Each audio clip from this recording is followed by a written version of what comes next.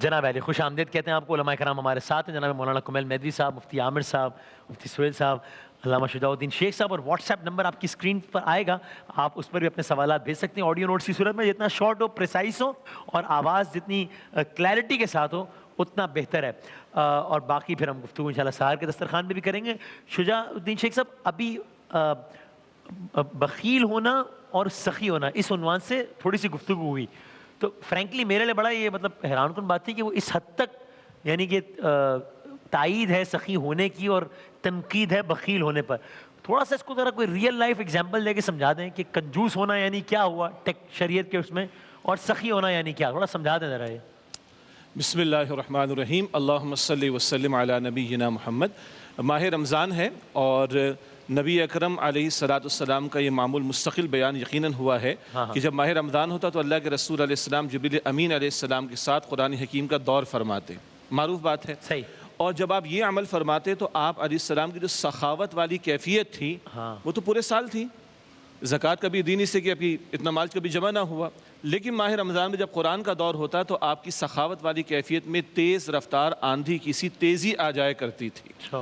تو یہ ایک خاص پہلو ہے اس ماہ رمضان میں راہ خدا میں خرچ کرنے کے اعتبار سے. قرآن حکیم بالکل شروع میں ایمان والوں کی صفات بیان فرماتا, ھدی للمتقین الذین یؤمنون بالغیب ویقیمون الصلاۃ ومما رزقناہم ینفقون. ہدایت چاہتے ہو تو جسمانی عبادات بھی ادا کرنی ہوں گی, مالی عبادات بھی ادا کرنی ہوں گی. نماز کا ذکر بھی آ گیا, راہ خدا میں اللہ ہی کی عطا کردہ رزق سے خرچ کرنے کا ذکر بھی آ گیا. حدیث مبارک ہے, بلکہ دونوں باتیں اس میں جمع ہو جاتی ہیں. بخاری شریف کی روایت, ہر دن میں اللہ تعالیٰ کی طرف سے دو فرشتوں کا نزول ہوتا ہے.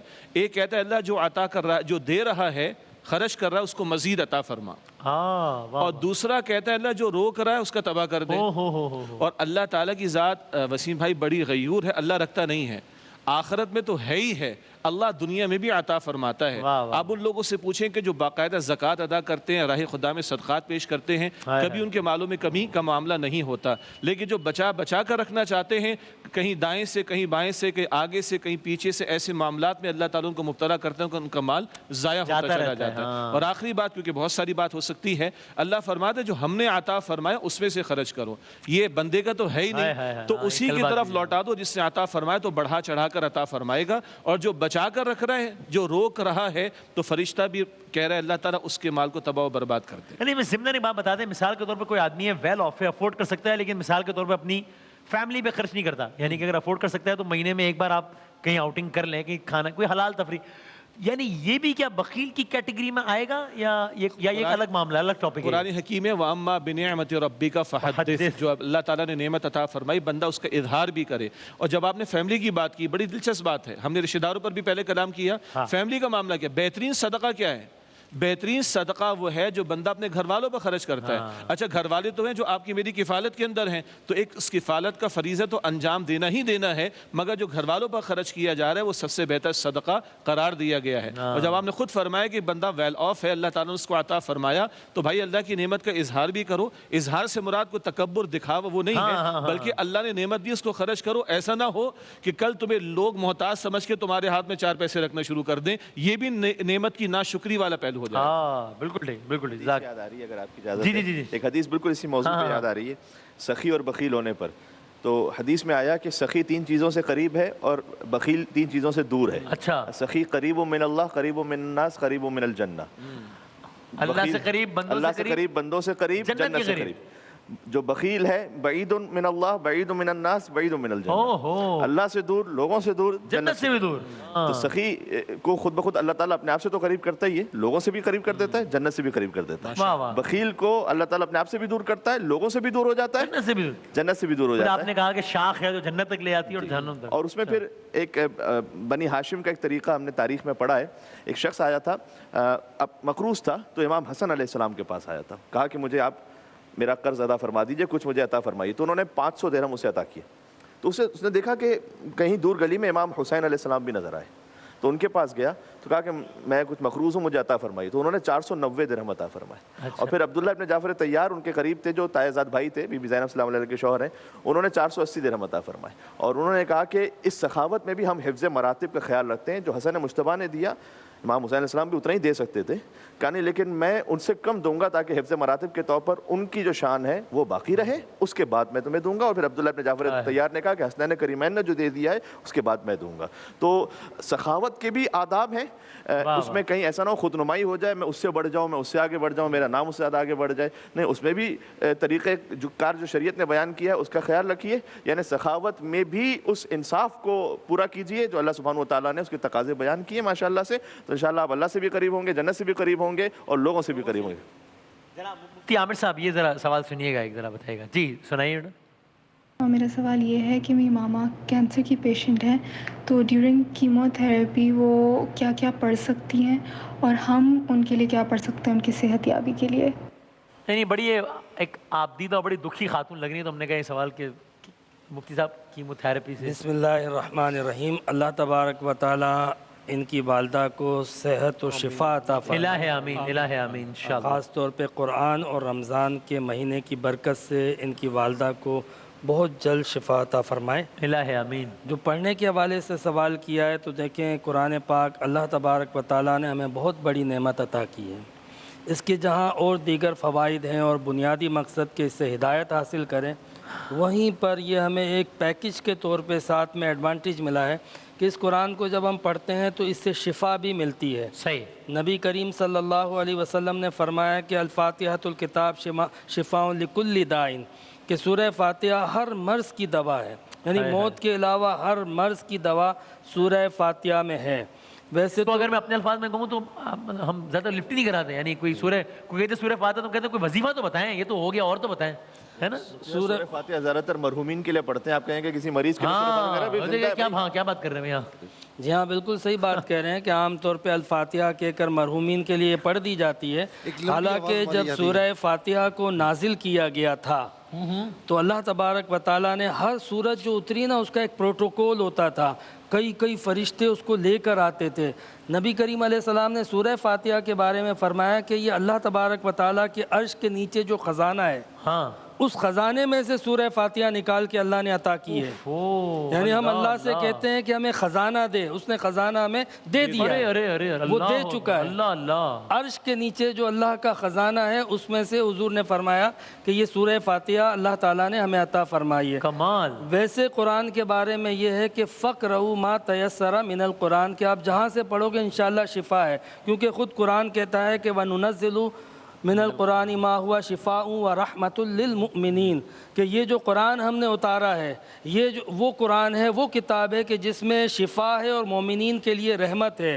تو خود قرآن جو ہے وہ یہ اعلان کر رہا ہے کہ اس کے اندر شفا موجود ہے۔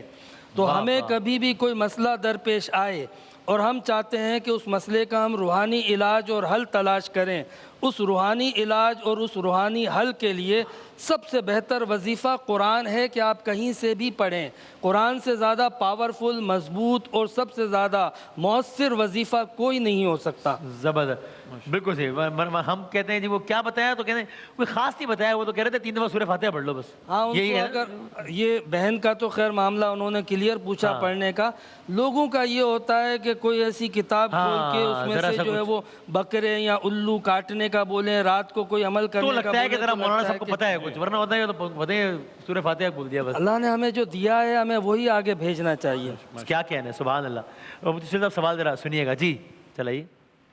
السلام علیکم ورحمۃ اللہ وبرکاتہ۔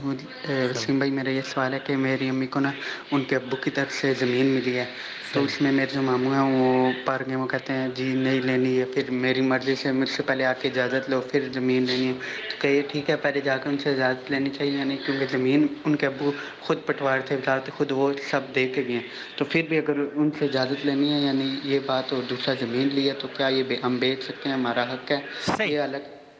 صحیح ہے، وہ یہ کہہ رہے ہیں کہ ان کی والدہ کو ان کے والد نے، یعنی ان کے نانا کیا والدہ کے والد نے زمین دی ہے، لیکن اب وہ ان کے جو ماموں ہیں وہ یہ کہتے ہیں کہ بھائی یہ زمین اگر چاہیے تو مجھ سے اجازت لو، اگر زمین کو بیچنا بھی ہے تو مجھ سے مرضی لے کر بیچو، حالانکہ زمین وہ کہتے ہیں امی کے نام کی ہے۔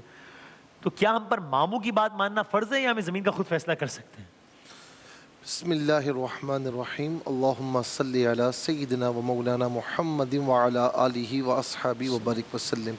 ویسے تو اس میں ڈیٹیل ہے لیکن میں اختصار کے ساتھ اس کو یوں عرض کروں گا کہ ظاہر ہے کہ جب آپ کے نانا نے آپ کی مما کو دے دیا ہے نا تو اس کا مطلب یہ کہ قبضہ بھی دے دی ہے, نام پہ کرا دی ہے نا. جب نام پہ کرا دی ہے زمین تو پھر اس میں ماموں سے پوچھنے کی ضرورت نہیں ہے. آپ کی والدہ اس کی مالک ہیں, آپ مالک نہیں ہیں. آپ کی والدہ مالک ہیں اور آپ کی والدہ اس کی آنر ہیں. وہ جو چاہیں کریں, چاہے تو اس پر کچھ کام کر سکتی ہیں, چاہے تو اسے بیچ سکتی ہیں, فروخت کر سکتی ہیں. اب وہ مالک ہیں, انہیں اپنے بھائی سے پوچھنے کی ضرورت نہیں. لیکن اگر کوئی ایسا معاملہ خاندانی طور پر ہے, چپکلشیں ہیں, تو بہتر یہ کہ اعتماد میں لے کر دیا جائے تو ہو سکتا ہے. جو چیز محبت میں ہو جائے نا وہ بہتر ہے.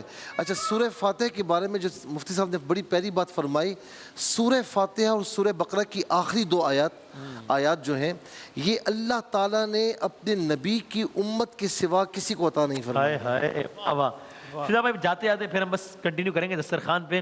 اسی عنوان سے بتائیے, یہ تو ریئل لائف ایگزامپل ہے, آپ نے مجھ سے زیادہ دیکھی ہوں گی. یہ جائیداد کے مسئلے پہ بھائی کا گریبان پکڑ رہا ہے, وہ اولادیں لڑ رہی ہیں, ایک تباہی ہے, بھائی بہن کا منہ نہیں دیکھ رہا, بہن اس پہ بس اس پہ آخر میں کچھ نصیحت ان کے بات کیا.